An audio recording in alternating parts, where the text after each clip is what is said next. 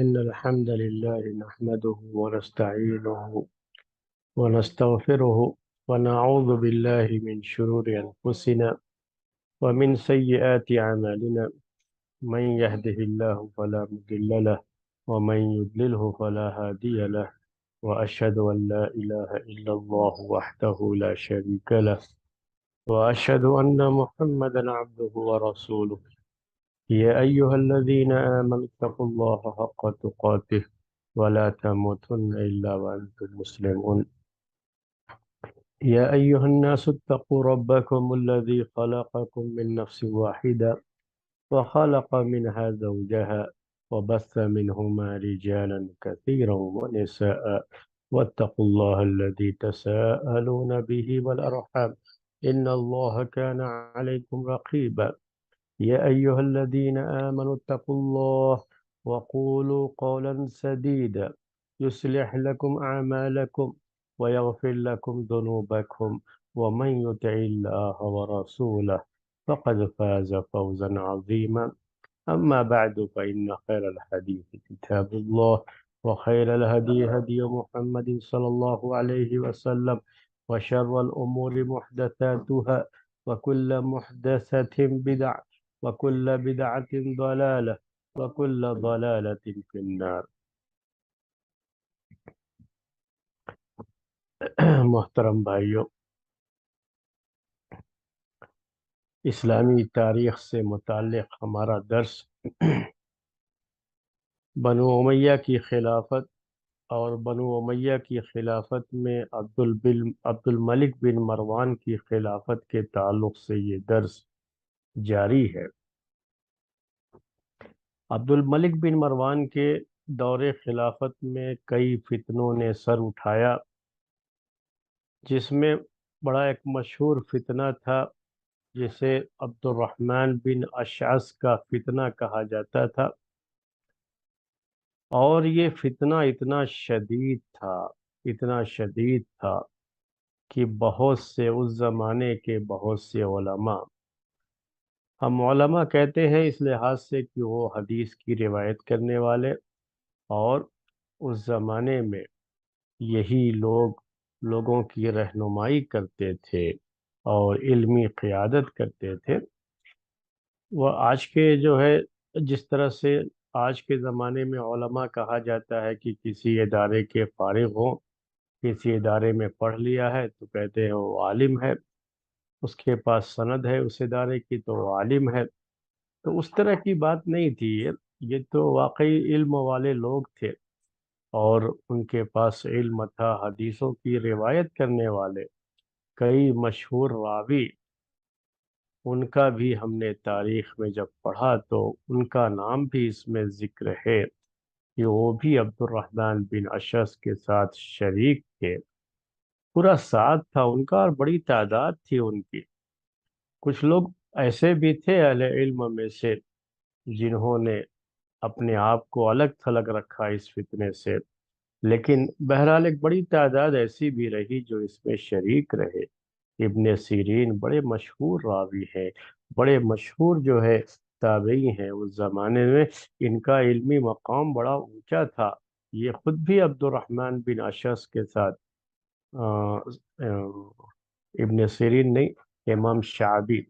شعبی جو ہے یہ بھی شریک رہے جو ہے، اور اسی طریقے سے سعید ابن جبیر کے تعلق سے بھی یہ بات آتی ہے کہ وہ بھی شریک رہے۔ تو یہ باتیں کیا ہیں کہ لوگ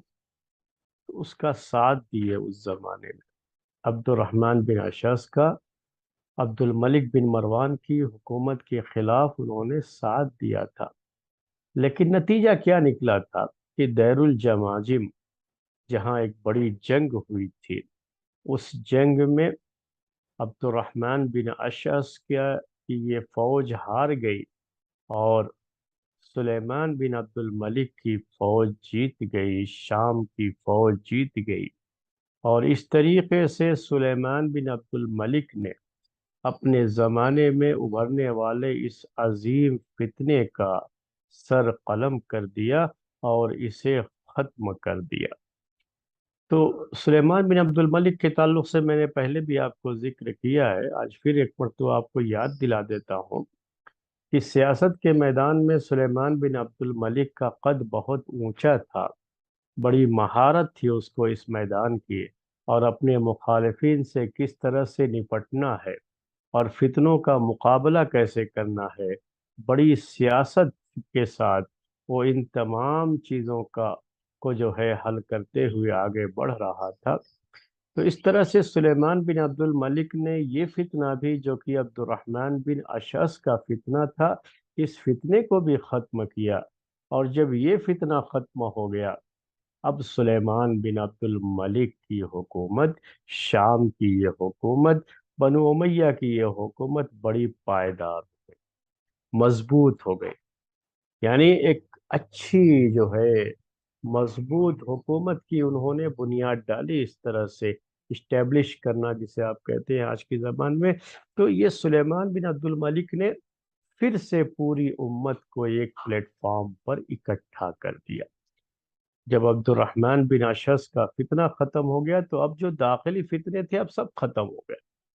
اب کہیں کوئی چیز نہیں رہ گئی تھی ایسی جو بنو امیہ کی خلافت کے خلاف جو چیزیں جو ہے لوگ کر رہے تھے، تو ان تمام چیزوں پر، ان تمام سازشوں پر سلیمان بن عبد الملک قابو پا چکا تھا۔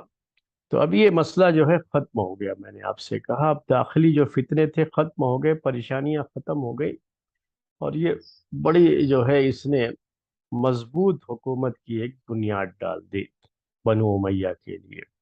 تو سلیمان بن عبد الملک کا زمانہ اس کے لیے یاد کیا جاتا ہے کہ پھر سے امیر معاویہ رضی اللہ تعالی عنہ کے دور خلافت میں جس طرح سے امت اکٹھا ہو گئی تھی اور فتنے جو ہے ختم ہو گئے تھے اور فتنوں کا پر جو ہے قابو پا لیا گیا تھا، ویسے ہی پھر سے ایک مرتبہ امت کے اندر اسی طرح کا ماحول بن گیا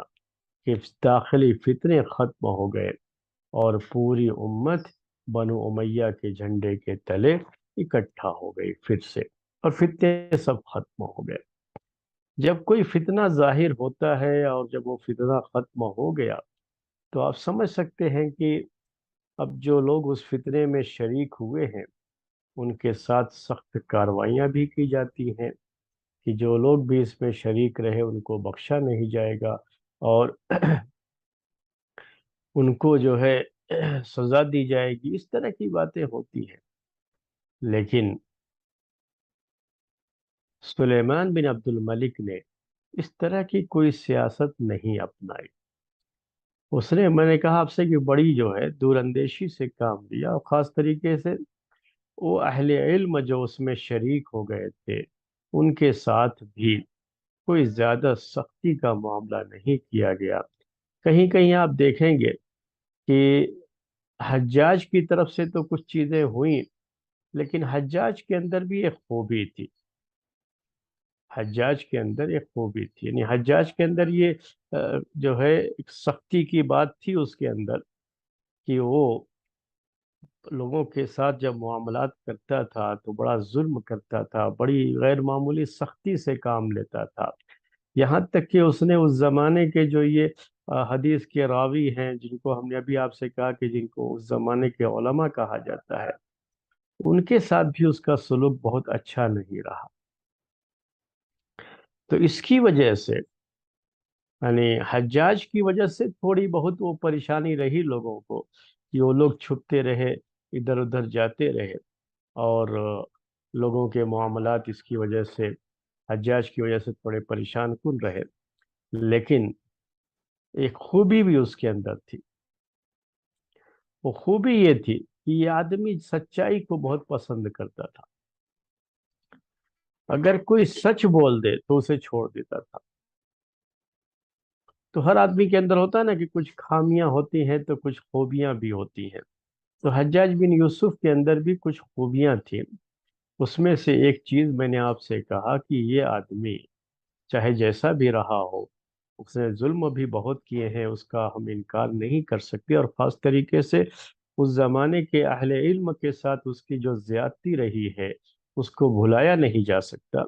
لیکن کچھ خوبیاں بھی تھیں آدمی کے اندر، اور ان خوبیوں میں سے ایک خوبی یہ تھی کہ یہ آدمی سچائی کو بہت پسند کرتا تھا۔ اگر کوئی سچ بول دے تو اسے چھوڑ دیا کرتا تھا، جبکہ اس کا ارادہ ہوتا تھا کہ اس کو بہت سخت سزا دے گا، لیکن اگر وہ دیکھے کہ یہ آدمی سچا ہے، سچ بول رہا ہے، جھوٹ کا سہارا نہیں لیا بچنے کے لیے، تو ایسے لوگوں کے ساتھ وہ سختی نہیں کرتا بلکہ ان کو چھوڑ دیا کرتا تھا۔ ایک چیز اور بھی تھی اس کے اندر، وہ یہ کہ یہ خود بھی عربی زبان اس کی بڑی اچھی تھی، یعنی بڑی فصاحت و بلاغت والی عربی زبان جانتا تھا، یہ بڑا اچھا خطیب تھا، اور اس کی زبان بڑی اعلیٰ تھی، بڑی جو ہے اونچے معیار کی زبان بولتا تھا یہ عربی زبان۔ تو اس نے یہ بھی رکھا، اس کے اندر یہ چیز بھی تھی کہ اگر کوئی شخص اچھی عربی جو ہے اس کے سامنے بول دیتا تھا اور اچھی عربی میں بات کرتا، اپنی بات کو رکھتا، تو اس کو بھی چھوڑ دیا کرتا تھا، یعنی اس سے بھی بڑا متاثر ہوتا تھا یہ۔ تو اس کا معاملہ یہ رہا ہے، یعنی حجاج بن یوسف کا۔ تو ایسی کئی چیزیں ہوئی ہیں، میں نے جو ہے بس اشارہ کیا آپ کو کہ حجاج بن یوسف کی طرف سے ضرور کچھ زیادتیاں ہوئی ہیں، لیکن سلیمان بن عبد الملک کا جہاں تک معاملہ تھا، اس نے پھر سے امت کو ایک پلیٹ فارم پر اکٹھا کر دیا، اور سارے فتنے جو تھے اللہ کے فضل و کرم سے، تب ظاہر سی بات ہے کہ جو ہے اس کی اپنی صرف ذاتی کوئی خوبی کی وجہ سے چیز نہیں ہو، جب تک کہ اللہ تعالیٰ کا فضل و کرم، اس کی توفیق شامل حال نہ ہو، تب تک تو کوئی چیز نہیں ہو سکتی۔ تو اسی لیے میں یہ کہہ رہا ہوں کہ اللہ تبارک و تعالیٰ کا فضل ہوا اس کے ساتھ کہ پھر سے جو ہے فتنے یہ ختم ہو گئے، اور امت ایک خلیفہ کے ماتحت اکٹھا ہو گئی پھر سے۔ اور جب یہ فتنہ ختم ہو گیا، عبد الرحمن بن اشعث کا فتنہ، تو جب کوئی فتنہ ختم ہوتا ہے نا، تو کچھ نہ کچھ اپنا اثر بھی چھوڑ کر کے جاتا ہے۔ فتنہ چاہے ختم ہو جائے لیکن اس کا اثر باقی رہتا ہے۔ یہ پوری اسلامی تاریخ ہے۔ میں تھوڑی باتیں آپ کو یاد دلا سکتا ہوں کہ امیر معاویہ رضی اللہ تعالی عنہ کے ہاتھ پر جب بیعت کر لی گئی تھی، تو امت پھر سے اکٹھا ہو گئی تھی، اور وہ خلیفہ بن گئے تھے۔ اس کے پہلے جنگ صفین چلی، جنگ جمل چلی، لیکن امیر معاویہ رضی اللہ تعالی عنہ کے ہاتھ پر بیعت ہو جانے کے بعد اور صلح ہو جانے کے بعد حسن بن علی رضی اللہ تعالی عنہ کے ساتھ اگرچہ کہ امت اکٹھا ہو گئی، لیکن جو فتنہ ہوتا ہے، یاد رکھیے، وہ اپنا اثر چھوڑ کر کے جاتا ہے۔ تو اس زمانے میں اس فتنے کے نتیجے میں سب سے پہلا جو فرقہ ظاہر ہوا، ایک گروپ جو کہ جو ہے صحیح منہج کے خلاف گروپ تھا، جسے ہم خوارج کا گروپ کہتے ہیں، وہ ظاہر ہوا تھا اسی زمانے۔ اسی طرح سے دوسرا جو گروپ جو ہے امت میں، دوسرا فرقہ ظاہر ہوا، یہ انہی فتنوں کے بعد ہی کا یہ بھی معاملہ ہے، جسے ہم شیعان علی کہتے ہیں، اور جو ہے وہ بھی جو ہے ایسے ہی ہمیشہ چلتا رہا۔ ایک گروپ تو بہرحال بن گیا پھر، تو اس سے ایک بدعت نے جنم لیا، اور وہ بدعت پھر باقی رہی۔ تو ہم نے آپ سے کہا کہ فتنہ اگرچہ کہ ختم ہو جاتا ہے، لیکن جو فتنہ ہوتا ہے نا، اپنا اثر کچھ نہ کچھ چھوڑ کر کے جاتا ہے۔ اور یوں سمجھ لیجئے کہ جیسے کہیں کوئی زخم ہے، انجری ہوئی، تو انجری کے لیے ہم نے اس پہ دوا استعمال کی، سب کچھ کیا، تو ہیل تو ہو گیا، وہ ختم ہو گیا، لیکن وہ اپنا اثر کچھ نہ کچھ چھوڑ کے جاتا ہے۔ تو فتنوں کا بھی یہی معاملہ ہے، فتنوں کا علاج تو لوگ کرتے رہے ہیں، لیکن یہ فتنے اپنا کچھ نہ کچھ اثر چھوڑ کے جاتے تھے۔ تو یہ جو عبد الرحمن بن اشعث کا فتنہ ہوا، اس فتنے کے نتیجے میں بھی مزید ایک بدعت نے جنم۔ فتنہ ضرور ختم ہوا جب سلیمان بن عبد الملک کی فوج اس کے اوپر غالب آ گئی اور اس کو شکست ہو گئی، وہ ہار گئے، اور ایک خلیفہ کے ماتحت لوگ ہو گئے، سب کچھ ہوا، لیکن اس بیچ ایک چیز کیا ہو گئی اس کے بعد کہ ایک بدعت نے جنم لیا۔ اس بدعت کا نام، ابھی دو بدعتیں میں نے ذکر کر دیا آپ کو، دو گروپ جو بنے، ایک تو خوارج کا، دوسرے شیعہ کا۔ اب یہ جو ہے ایک تیسرا بتا رہا ہوں آپ کو، جو عبد الرحمن بن اشعث کے فتنے کے بعد یہ گروپ سامنے آیا، وہ ہے، اس کو بدعت الارجاء کہتے ہیں، بدعت الارجاء۔ اور گروپ کا نام جو ہے یہ جماعت اور فرقے کا نام، جماعت نہیں کہیں گے، فرقہ کہیں گے، فرقے کا نام مرجیہ ہے۔ ان کو مرجیہ کہا جاتا ہے۔ اس بدعت کا نام بدعت الارجاء، اور اس جو ہے فرقے کا نام مرجیہ ہے۔ جنہوں نے بھی فرق کی تاریخ لکھی ہے، انہوں نے یہ لکھا ہے کہ یہ بدعت عبد الرحمن بن اشعث کے فتنے کے بعد ہی ظاہر ہوئی۔ ہوتا ہے کہ جیسے اب لوگ اٹھ کھڑے ہوئے تھے عبد الملک بن مروان کے خلاف، اٹھ کھڑے ہوئے تھے، اور اس میں نے آپ سے کہا کہ بڑے علماء بھی اس میں شامل ہو گئے تھے۔ اب اس کے بعد جب یہ لوگ کیوں اٹھ کھڑے ہوئے تھے کہ یہ لوگ یہ سمجھتے تھے کہ یہ ظالم ہے، شریعت کے خلاف کام کر رہے ہیں، چاہے حجاج کا معاملہ ہو، چاہے عبد الملک بن مروان کا معاملہ ہو۔ ان کو یہ سمجھتے تھے کہ یہ صحیح منہج پہ نہیں ہے، صحیح طریقے پر نہیں ہے جو اسلامی طریقہ ہے، تو اب اس کے خلاف یہ لوگ اٹھ کھڑے ہوئے تھے، تو اہل علم بھی ان کے ساتھ شامل تھے۔ لیکن جب نتیجہ یہ نکلا کہ وہ ہار گئے اور عبد الملک کی فوج جیت گئی، عبد الملک بن مروان کی فوج جیت گئی، تو اب یہ چیزیں ذہن میں آنے لگتی ہیں لوگوں کے کہ کیا مطلب، یہ کیا پھر جو ہے کلمہ پڑھ لیے لا الہ الا اللہ تو سب برابر ہی ہو گئے؟ کہ یہ تو حجاج اتنا ظلم کرتا ہے اور جیت گیا، یہ اللہ تعالیٰ کا جو ہے کی طرف سے ان کی مدد ہو گئی، جو ہے عبد الملک بن مروان کی ہو گئی۔ یہ ذہنوں میں خیال آتا ہے اس طرح کہ کیا ہم جو اتنی نیکیاں کر رہے ہیں اور یہ لوگ اتنا ظلم کر رہے ہیں، اس کے باوجود بھی ان کی جو ہے جیت ہو گئی، ہم نہیں جیت پائے۔ تو ذہنوں میں ایک خیال ان کے ابھرنے لگا، وہ کیا تھا کہ اس کا مطلب یہ کہ اتنا سب عمل جو ہم کرتے ہیں نا، اس کا کوئی اثر نہیں ہے، بس کلمہ پڑھ لیے، کلمہ لا الہ الا اللہ، اشہد ان لا الہ الا اللہ، اشہد ان محمد رسول اللہ، کلمہ پڑھ لیے تو بس کافی ہے۔ تو عمل جو ہے اچھا عمل کر رہے ہیں، برا عمل کر رہے ہیں، ظلم کر رہے ہیں، ان سب کا پھر کوئی اثر نہیں ہے۔ ایک خیال آیا دل، یہ صحیح ہے، یہ میں نہیں کہہ رہا ہوں، لیکن یہ کیا ہوا، اس کا نتیجہ یہ نکلا، جب یہ لوگ جنگ ہار گئے تو نتیجہ یہ نکلا کہ ان میں سے بعض جو اچھے لوگ تھے، ان کے ذہنوں میں اس طرح کے خیالات آنا شروع ہو گئے۔ تو کوفہ اور بصرہ کا یہی علاقہ ہے، کوفہ کا علاقہ خاص طریقے سے کہا جاتا ہے کہ اس جو ہے جگہ میں، اور فتنہ بھی یہ وہیں کا ہے نا، تو اسی لیے کہہ رہا ہوں کہ اس جگہ میں اس فتنے کے بعد، عبد الرحمن بن اشعث کے فتنے کے بعد، اب یہ خیال لوگوں کے ذہنوں میں گردش کرنے لگا، گھومنے لگا، اور لوگ یہ سوچنے لگے، اسی کو ارجا کہتے ہیں اصل میں۔ ارجا کا مطلب ہوتا ہے ارجعہ اے اخرہ، عربی زبان میں، کہ اس کو الگ کر دیا، مؤخر کر دیا، پیچھے کر دیا۔ تو ان کا معاملہ کیا ہوا تھا مرجیہ کا، کہ انہوں نے عمل کو ایمان سے الگ کر دیا تھا، پیچھے کر دیا۔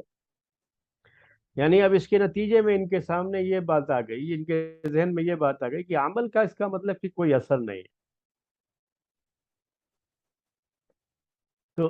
یہ چیز میں نے آپ کو جو ہے پیش کیا، آپ کے سامنے پیش کیا کہ اب جو ہے ایک نئی بدعت سامنے آ گئی، فتنہ ختم ہوا، لیکن فتنے کا ایک اثر کیا رہا کہ نئی بدعت وجود میں آئی، ایک نیا فرقہ وجود میں آ گیا۔ اس سلسلے میں قتادہ جو ہے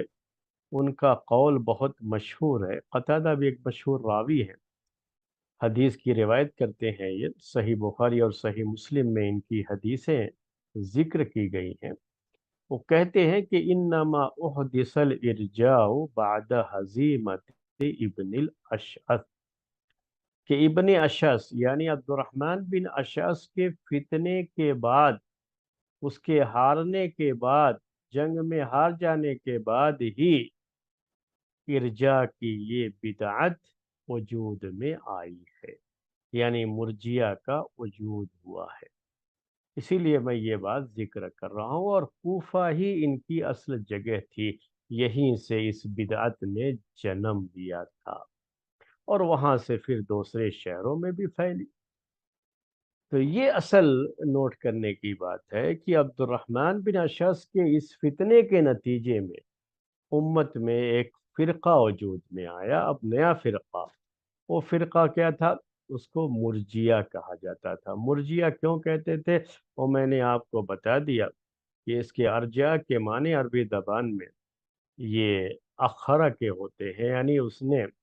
کیا کیا کہ عمل کو الگ کر دیا، ایمان سے الگ کر دیا، اس لحاظ سے ان کو مرجیہ کہا جاتا۔ تو مرجیہ کے تعلق سے چند باتیں ہیں جو نوٹ کرنے کی ہوتی ہیں۔ تو مرجیہ کے یہاں عمل کی کوئی حیثیت نہیں، ان کے چند مشہور سینٹنسز ہیں، جملے ہیں، وہ آپ کو عربی میں پیش کر رہا ہوں۔ وہ مشہور جملہ ان کا یہ ہے کہ لا یضر مع الایمان معصیت، کہ ایمان کے ساتھ کوئی بھی گناہ نقصان نہیں پہنچاتا۔ اگر آپ ایمان لا لیے، کلمہ لا الہ الا اللہ پڑھ لیا ہے، اشہد ان لا الہ الا اللہ و اشہد ان محمد رسول اللہ پڑھ لیا ہے، تو اب چاہے آپ کچھ بھی کرتے رہو کوئی فرق نہیں پڑے گا۔ یہ مطلب ہوتا ہے لا یضر مع الایمان معصیت، کہ ایمان کے ساتھ کوئی بھی گناہ، کوئی بھی معصیت، کوئی بھی نافرمانی نقصان نہیں پہنچاتی ہے۔ یہ ان کا عقیدہ بن گیا، اور ان کے ذہنوں میں اس طرح کی بات آ گئی، اور بڑا عجیب معاملہ ہوا ہے یہ جو ہے، کہ کیسے ان کے ذہنوں میں اس طرح کی باتیں ہوئی۔ بس وہی حجاج کے معاملے کو دیکھ کر کے، اور وہ لوگ کیسے فتح پا گئے، حجاج اتنا بڑا ظالم پھر بھی اس کو فتح حاصل ہو گئی۔ اس کا مطلب یہ کہ بس کلمہ پڑھ لو تو اب اس کے بعد عمل کا کوئی جو ہے مسئلہ نہیں ہے، عمل کا کوئی عمل دخل نہیں ہے۔ اسی لیے یہ مرجیہ جو ہے ان کے یہاں تین چیزیں ایمان کے تعلق سے بڑی مشہور تھی۔ وہ تین چیزیں کیا تھیں؟ وہ کہتے تھے کہ عمل یہ ایمان میں داخل نہیں، ایمان صرف تصدیق کا نام ہے، دل سے آدمی تصدیق کر دے اللہ ایک ہے، وہی تنہا معبود ہے، تو یہ جو کلمہ میں نے آپ سے کہا پڑھے وہ، اور جو ہے زبان سے اس کا اقرار کر دے، یہ کافی ہے۔ زبان سے کہہ دیا اشہد ان لا الہ الا اللہ و اشہد ان محمد رسول اللہ، اور دل میں اس کے تصدیق بھی ہے، تو بس ایمان ہو گیا۔ اور عمل یہ ایمان میں داخل نہیں ہے، تو انہوں نے عمل کو الگ کر دیا، ایمان کو الگ کر دیا۔ دوسرا جو ان کا یہ مشہور تھا وہ یہ تھا کہ ایمان میں کمی زیادتی نہیں ہوتی، ایمان میں کمی زیادتی نہیں ہوتی، لا یزید ان الایمان لا یزید ولا ینقص، کہ ایمان نہ بڑھتا ہے نہ گھٹتا ہے، اس میں کمی زیادتی نہیں ہو سکتی۔ یہ ان کا جو ہے مشہور عقیدہ ہے۔ اور تیسرا ان کا مشہور جو ہے وہ اسی کے تعلق سے کہ ایمان میں استثناء جائز نہیں ہے، ایمان میں استثناء صحیح نہیں ہے۔ یہ تین چیزیں ان کی جو ہے مشہور تھی۔ اور ان کا جو سردار تھا، جس نے جو ہے اصل میں اس کی شروعات کی تھی، ہم بانی بھی کہہ سکتے ہیں، تو وہ اس کا بانی عبد الرحمن بن اشعث کے فتنے میں شریک تھا، یعنی وہ بھی اس کے ساتھ تھا، عبد الرحمن بن اشعث کے ساتھ۔ جب عبد الرحمن بن اشعث نے بنو امیہ کی حکومت کے خلاف بغاوت کا جھنڈا بلند کیا تھا تو اس وقت یہ بھی اس کے ساتھ۔ جب شکست ہو گئی عبد الرحمن بن اشعث کو، یہ لوگ ہار گئے، تو اسی کے نتیجے میں ایسا ہوا کہ یہ شخص مرجیہ بن گیا۔ اس کے یہاں ارجا، یہ فکر پیدا ہو گئی اس کے اندر۔ وہ یہ سوچنے لگا کہ اس کا مطلب یہ ہے کہ حجاج بن یوسف کا ایمان اور دوسروں کا ایمان کوئی فرق نہیں ہے دونوں میں،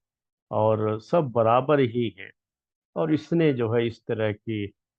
ٹھاٹ جو اس کی تھی، فکر جو تھی، اور اس کو لوگوں میں عام کرنا شروع کیا، اور پوری ایک جماعت بن گئی تھی، ایک فرقہ وجود میں آ گیا جس کو فرقہ مرجیہ کہا جاتا ہے۔ یہ بات جو ہے اس زمانے میں جو ایک فتنے کے بعد جو یہ چیز ہوئی، اس کی طرف ہم نے اشارہ کر دیا۔ ہم نے ابھی آپ سے یہ کہا تھا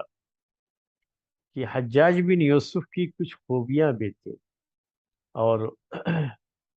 بہت ساری جو ہے اس کا بہت سارا ظلم رہا ہے، ظلم کے ساتھ کچھ خوبیاں بھی تھیں، تو ایک دو جو ہے مثالیں اس کے سامنے اس کی پیش کرتا ہوں۔ جب یہ فتنہ ختم ہو گیا اور دیر الجماجم کی جنگ بنو امیہ کی حکومت نے جیت لیا، اور حجاج بن یوسف کو پھر سے جو ہے، جو کہ عبد الملک بن مروان کی حکومت کا مشہور گورنر تھا، اس کو ایک طرح سے برتری حاصل ہو گئی تھی، تو اس نے اعلان کیا تھا، حجاج بن یوسف نے اعلان کیا تھا جنگ فتح کرنے کے بعد، جنگ جیت جانے کے بعد، کہ من لحق بقتیبہ بن مسلم بالرئی فہو آمن، کہ اگر آپ لوگوں میں سے کوئی بھی قتیبہ بن مسلم کے پاس چلا جائے جو کہ گورنر تھے، تو کہا کہ جو ہے وہ بھی امن سے رہے گا، یعنی ہم اس کو کچھ بھی نہیں کریں گے۔ اصل جنگ کے بعد ہوتا یہی ہے کہ جو مخالف لوگ ہوتے ہیں، جب وہ ہار جاتے ہیں اور وہ قبضے میں آ جاتے ہیں، تو ان کے ساتھ بڑی سختیاں کی جاتی ہیں۔ لیکن حجاج بن یوسف نے اس طرح کا اعلان کر دیا تھا کہ جو بھی چلا جائے قتیبہ بن مسلم کے پاس، تو ہم اس کے ساتھ کوئی سختی نہیں برتیں گے، اسے معاف کر دیں گے۔ امام شعبی کے بارے میں نے آپ سے کہا تھا پہلے کہ یہ حالانکہ مشہور راوی ہے، مشہور فقیہ ہیں، فقہ میں، حدیث میں ان کا بڑا اونچا مقام تھا اس زمانے میں، لیکن امام شعبی بھی عبد الرحمن بن اشعث کے ساتھ اس فتنے میں شریک تھے۔ بنو امیہ کی حکومت کے خلاف جو لوگ ہوئے تھے، اس میں سے یہ بھی تھے امام شعبی رحمۃ اللہ علیہ۔ تو جب انہوں نے بھی یہی سمجھا کہ حجاج ان کے ساتھ بھی بدسلوکی کرے گا، اب وہ فتح پا گیا ہے، غلبہ حاصل ہو گیا ہے، تو بدسلوکی کرے گا، تو اب سوچ رہے تھے کہ کیا کرے۔ جب حجاج نے یہ اعلان کر دیا کہ جو قتیبہ بن مسلم کے پاس چلا جائے گا تو وہ امن میں رہے گا اور ہم کچھ نہیں کریں گے، تو یہ بھی چلے گئے قتیبہ بن مسلم کے پاس، امام شعبی رحمۃ اللہ علیہ۔ اس کے بعد جب یہ کہیں نظر نہیں آ رہے تھے، اب یہ چونکہ مشہور نام ہے نا، اس زمانے کے یہ مشہور نام تھے، تو اب ان کو اس کو فکر ہوئی حجاج بن یوسف کو کہ یہ امام شعبی گئے کہاں تھے، کہاں ہیں یہ؟ اپنے ساتھیوں سے پوچھا کہ امام شعبی کہاں ہے؟ تب جو ہے اسے بتایا گیا کہ وہ تو چلے گئے قتیبہ بن مسلم کے پاس، اور وہاں جا کر کے انہوں نے پناہ لے لی ہے، کیونکہ یہ تم نے اعلان کر دیا تھا کہ جو قتیبہ بن مسلم کے پاس چلا جائے گا وہ امن میں رہے گا۔ تو حجاج بن یوسف کو جب یہ پتہ چلا کہ امام شعبی یہ رئی میں ہے کہ قتیبہ بن مسلم کے پاس، تو انہوں نے باقاعدہ قتیبہ بن مسلم کے پاس خط لکھا کہ امام شعبی کو ہمارے پاس بھیج دیا جائے، امام شعبی کو ہمارے پاس بھیج دیا جائے، یہ خط لکھا۔ یہ سب چیزیں جو ہے سنیے، اور اب جو ہے آج کے دور میں جو چیزیں ہوتی رہتی ہیں وہ بھی آپ جو ہے سامنے رکھیے، اور اس کو بھی سنیے، جو ہے تاریخ کے یہ واقعات ہیں۔ خط لکھا کہ ہم امام شابی کو بھیج دیا جائے۔ اب ان کو جو ہے کیا کرنا ہے، جو حکم ہے وہ پورا کرنا ہے، جو بھی گورنر ہوتے ہیں ان کو جو حکم ہوتا ہے وہ پورا کرتے ہیں۔ تو انہوں نے بھیج دیا۔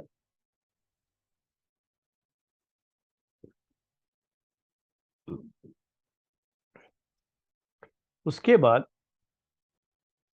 جب یہ وہاں سے آئے اور حجاج بن یوسف کے سامنے ان کو پیش کیا جانا تھا، جب یہ حجاج کے پاس آئے تو یزید بن ابی مسلم نے ان سے ملاقات کی۔ یزید بن مسلم یہ حجاج کا اس زمانے کا سمجھ لیجئے باڈی گارڈ، آج کے دور میں جو لفظ ہم استعمال کرتے ہیں باڈی گارڈ، تو اسی طرح کا سمجھ لیجئے کہ اسی طرح کی اس کی ڈیوٹی تھی، اگرچہ کہ یہ لفظ اس زمانے میں استعمال نہیں ہوتا تھا باڈی گارڈ، لیکن ایک طرح سے جو یہ شخص یزید بن ابی مسلم اسی طرح کی ڈیوٹی گویا کہ وہ انجام دیتا تھا۔ تو یہ چونکہ دوست تھا امام شعبی کا، امام شعبی اور یزید بن ابی مسلم جو کہ حجاج کا باڈی گارڈ تھا، دونوں میں دوستی تھی، تو اس نے امام شعبی سے کہا کہ امام شعبی نے اس سے کہا بلکہ کہ آپ مجھے کچھ مشورہ دو، میں کیا کروں؟ اب حجاج نے بلا لیا ہے، حجاج کا ظلم مشہور ہے، میرے ساتھ سختیاں کر سکتا ہے، پریشانی میں ڈال سکتا ہے، آپ مجھے مشورہ دو کہ میں کیا کروں۔ تب جو ہے انہوں نے کہا، یزید بن ابی مسلم نے جو کہ ان کے دوست تھے، انہوں نے کہا کہ اعتذر اعتذر، آپ عذر بیان کر لیجئے کوئی نہ کوئی، اعتذر مستطاع، جہاں تک ہو سکے کوئی عذر جو ہے کوئی بہانہ تلاش کر کے پیش کر دو کہ ایسا ایسا ہوا جس کی وجہ سے میں اس کے ساتھ چلا گیا تھا، ایسا ہوا، یعنی کوئی نہ کوئی عذر جو ہے پیش کرو۔ امام شعبی کہتے ہیں اس کو لے کر کے، اس کے مشورے کو لے کر کے، کہ جو عام طریقے سے ہمارے بھائی لوگ، ہمارے خیر خواہ ویل ویشر جس طرح کا مشورہ دیتے ہیں، انہوں نے اسی طرح کا مشورہ مجھے دیا۔ وہ میری جان کی حفاظت چاہتے تھے، وہ چاہتے تھے کہ حجاج میرے ساتھ سختی نہ کرے، تو اسی لیے مجھے ایسا مشورہ دیا کہ میں حجاج سے کیسے بچ سکتا ہوں کہ جا کر کے میں اس کے سامنے جو ہے کچھ بھی عذر بہانہ کر لوں، جو ہے کہ ایسا ہوا، اس کی وجہ سے ایسا ہو گیا، تو پھر جو ہے وہ چھوڑ دے گا کہ جو ہے اس آدمی کی کوئی غلطی نہیں ہے۔ لیکن یہ کہتے ہیں امام شعبی رحمۃ اللہ علیہ کہ جب میں حجاج کے پاس گیا اور وہاں جا کر کے اس کو دیکھا، میں یہ بڑے عالم تھے، اس زمانے کے راوی تھے حدیث کے، اور فقہ کا مسائل کا بھی بڑا علم تھا ان کے پاس۔ تو کہتے ہیں کہ جو لوگوں نے کہا تھا کہ عذر بہانہ کچھ بھی کر لینا، کہا کہ جب میں گیا حجاج کے پاس تو میرے ذہن سے یہ ساری باتیں نکل گئی، اس میں سے اب کوئی چیز میرے ذہن میں باقی نہیں رہ گئی، بس میرے ذہن میں ایک ہی چیز تھی کہ جو حق ہے وہی بات کروں گا اور کچھ نہیں، یہ جھوٹے بہانے وغیرہ کر کے اپنی جان بچا لینا یہ جو ہے نہیں، جو بھی ہونا ہے میں حق بات کہوں گا۔ تو جب یہ داخل ہوئے تو ان کے ذہن میں یہ بات آئی، گئے اور اس کے بعد جا کر کے انہوں نے سلام کیا اور جا کر کے کہا حجاج بن یوسف سے، ایھا الامیر ان الناس قد امرونی ان اعتذر بغیر ما يعلم اللہ انہ الحق، کہا کہ اے امیر، لوگوں نے مجھے حکم دیا ہے کہ میں ایسا عذر بیان کروں جو کہ حق نہیں ہے، سچائی نہیں، اللہ جانتا ہے کہ وہ سچائی نہیں ہے، اور لوگ یہ چاہتے ہیں کہ میں وہ عذر بیان کر کے تمہارے پاس سے جو ہے اپنی جان کی امان پا جاؤں، یہ لوگوں کا مشورہ ہے، لوگ مجھ سے کہتے ہیں۔ پھر کہتے ہیں وَأَيْمُ اللَّهِ لا اقول فی هذا المقام الا الحق، اور اللہ کی قسم، میں تمہارے سامنے اس جگہ حق کے سوا کچھ نہیں کہوں گا، میں حق کہوں گا، میں کوئی جھوٹا عذر بہانہ نہیں پیش کرنے والا ہوں۔ اس نے پھر کہا، قسم کھا کر کے امام شعبی نے، کہ ہم آپ کے خلاف گئے، ہم نے لوگوں کو آپ کے خلاف ابھارا، آپ کے خلاف لوگوں کو تیار کیا، اور اس طریقے سے آپ کے خلاف ہم لوگوں نے لڑائی لڑی، لیکن اللہ تعالیٰ نے ہمارے خلاف تمہاری مدد کی، اور اس طرح سے تم کو فاتح بنا دیا ہمارے اوپر۔ پھر کہتے ہیں وہ، فَإِن سَطَوْتَ فَبِذُنُوبِنَا، اگر تم کو غلبہ حاصل ہوا ہے حجاج، تو یہ تمہاری خوبی یا تمہارے فضل یا یہ کہ جو ہے تمہاری نیکی اور تقوی کی وجہ سے نہیں، بلکہ ہمارے اپنے گناہوں کی وجہ سے تم کو غلبہ حاصل ہوا۔ شاید ہم گناہ گار تھے، جس کی وجہ سے اللہ تبارک و تعالی نے تم جیسے ظالم کو ہمارے خلاف فتح دے دی ہے۔ یہ ان کے قول کا مطلب ہے، میں اردو میں بیان کر رہا ہوں آپ کے سامنے۔ اس کے بعد جو ہے وہ یہی کہتے رہے کہ ہمارے گناہوں کا نتیجہ ہے، ہمارے ہاتھوں نے جو غلط جو ہے کام کیے ہیں، ہم سے جو گناہ ہوئے ہیں، یہ اسی کا نتیجہ ہے کہ تم کو فتح حاصل ہو گئی۔ اس کے بعد آخر میں کہا، فَإِنْ عَفَوْتَ عَنَّا فَبِحِلْمِكَ، اگر تم ہم کو معاف کر دو تو یہ تمہارا حلم ہے، تمہارا صبر ہے، تمہاری بردباری ہے۔ اور اس کے بعد جو ہے وہ، فَالْحُجَّةُ لَكَ عَلَيْنَا، اس کے بعد یہ بھی کہا کہ اگر ایسا نہیں کرتے ہو، معاف نہیں کرتے ہو، تو بہرحال تمہیں بھی جو ہے یہ بات جو ہے معلوم ہی ہے، تم سمجھتے ہی ہو اس بات کو کہ تم کو ہمارے خلاف غلبہ حاصل ہو چکا ہے۔ تو تمہارے سامنے ہم نے ذکر بھی کر دیا کہ ہم نے واقعی تمہارے خلاف لوگوں کو ابھارا بھی، جنگ میں شریک ہونے کے لیے تیار بھی کیا، سب کچھ ہم نے کیا ہے۔ اب انہوں نے جو سچائی تھی وہ اس کے سامنے بیان کر دی۔ اب حجاج نے کیا کیا؟ سچائی سننے کے بعد یہ کہا آپ سے کہ میں نے، یہ خوبی تھی اس کی، میں اس چیز کو بہت پسند کرتا ہوں میں بھی، کہ کوئی آدمی سچ بول دے۔ ایک ہوتا ہے آدمی جرم کرتا ہے، پھر جرم کو چھپانے کے لیے جھوٹ بولتا ہے، وہ غلط چیز، یعنی یہ دو چیزیں جو ہے ایک ساتھ جمع ہو جاتی ہیں، اور دو گناہ ایک ساتھ جمع ہو جاتے ہیں۔ ٹھیک ہے بھائی، غلطی ہوئی، کم سے کم سچ تو بولو، سچائی کے ساتھ تو رہو۔ تو حجاج کے اندر میں نے یہ خوبی جو میں پڑھتا ہوں تو مجھے یہ نظر آتی ہے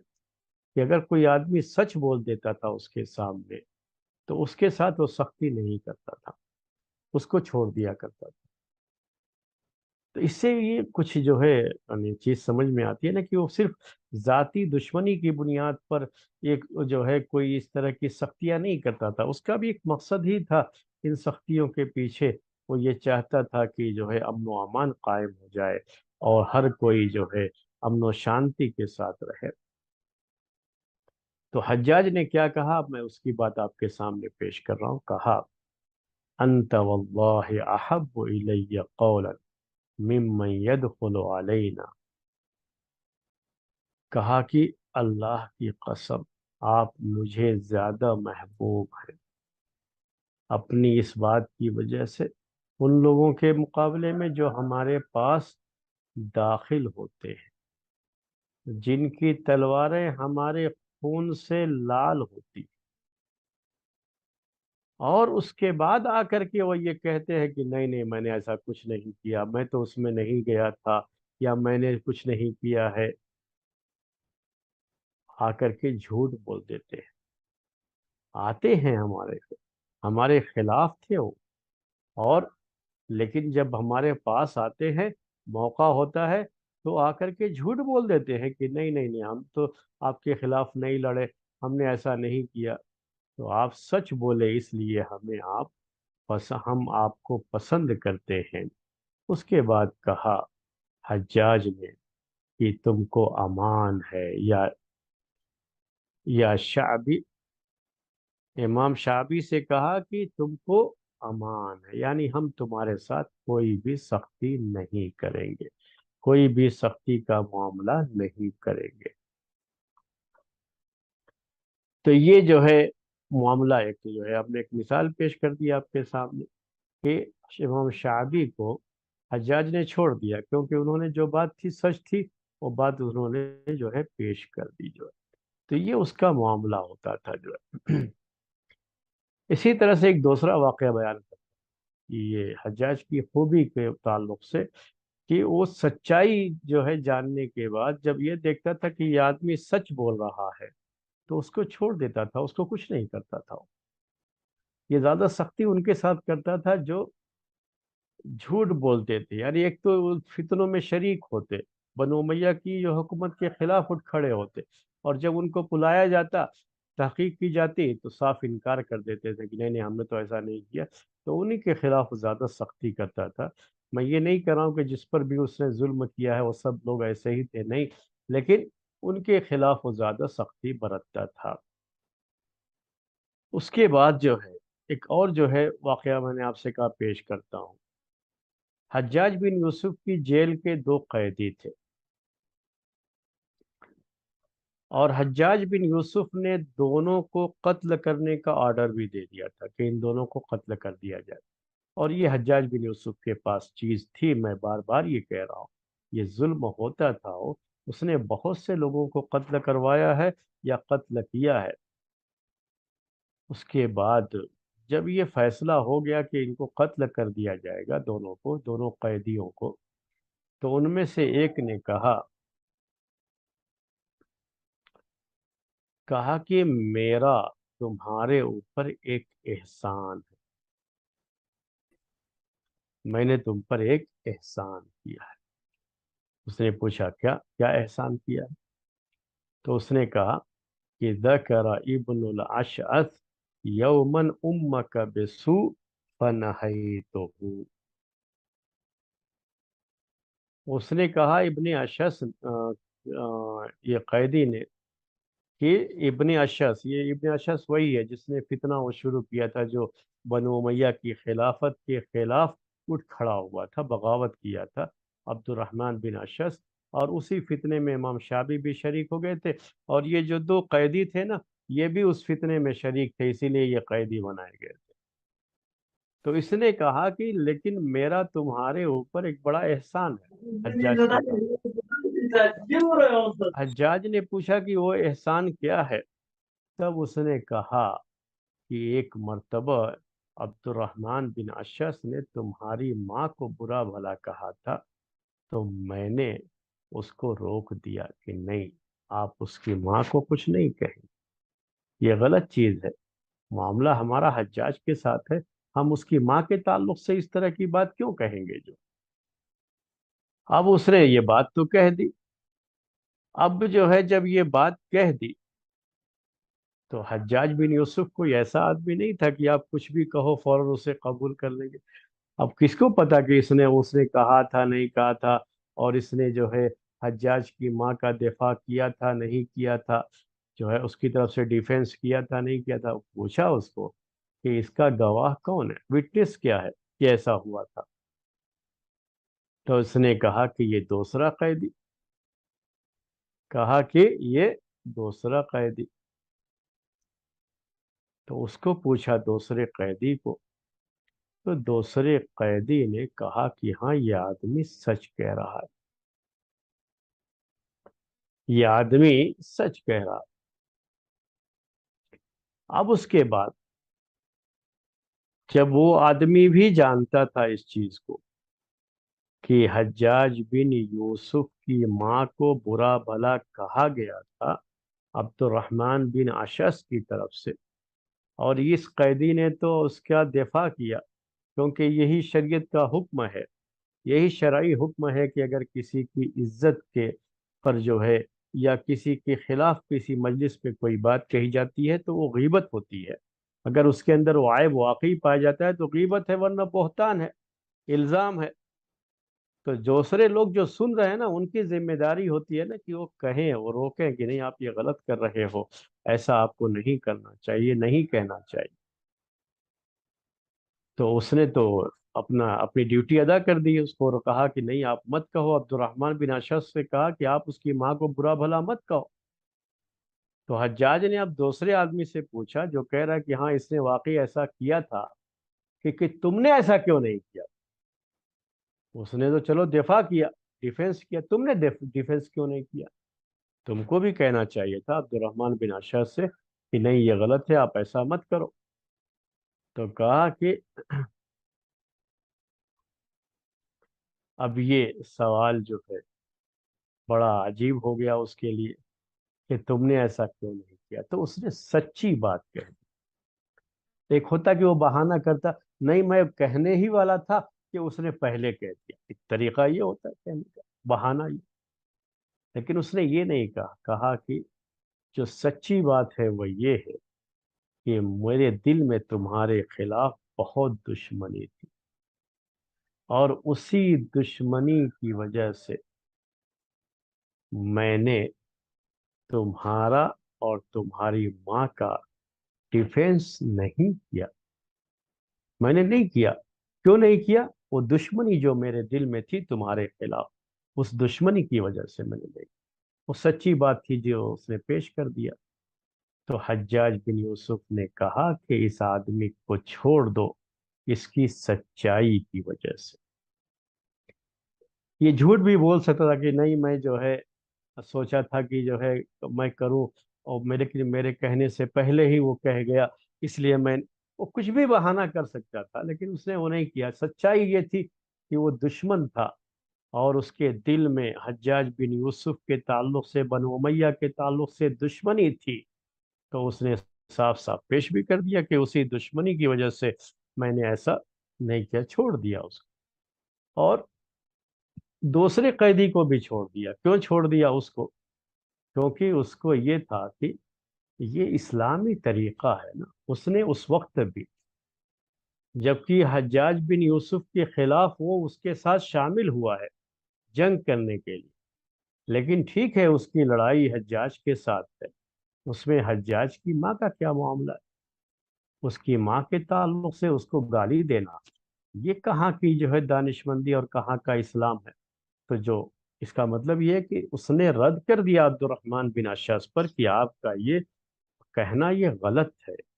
تو یہ بتا رہا ہے کہ یہ آدمی بڑی اچھی طبیعت کا ہے، جو کسی کی برائی نہیں سن سکتا، یعنی اس شخص کی برائی بھی نہیں سن سکتا جس کو وہ دشمن سمجھتا ہے اپنا، اور جس کے خلاف جنگ کے لیے جو ہے کھڑا ہوا ہے، حق کے ساتھ، حق کا ساتھ دینے کے لیے کھڑا ہوا ہے۔ تو یہ چیز جو ہے حجاج بن یوسف کو اس کی یہ ادا بھا گئی، اس کو بھی چھوڑ دیا۔ اس طرح سے بہرحال یہ فتنہ تو ختم ہو گیا، اور ہم نے آپ سے کہا کہ اب پھر سے بنو امیہ کی یہ حکومت بڑی پائیدار، بڑی شاندار حکومت قائم ہو گئی، اور پوری امت پر اس کی حکومت تھی۔ یعنی اب ایک ہی حکومت ہے، اب کوئی اپوزیشن نہیں ہے جو ان کے خلاف جو ہے سر اٹھائے۔ اب وہ پھر سے چیز ختم ہو گئی۔ جب یہ چیزیں ختم ہو گئی، فتنے ختم ہو گئے، تو عبد الملک بن مروان نے کس طرح سے اپنی خلافت چلائی ہے اور کیا کیا کارنامے انجام دیے ہیں، اب وہ باتیں آپ کے سامنے آگے درس میں آئیں گی۔ آج کا درس یہیں پر ختم کرتے ہیں۔ سبحانک اللہم و بحمدک، اشہد ان لا الہ الا انت، استغفرک و اتوب الیک۔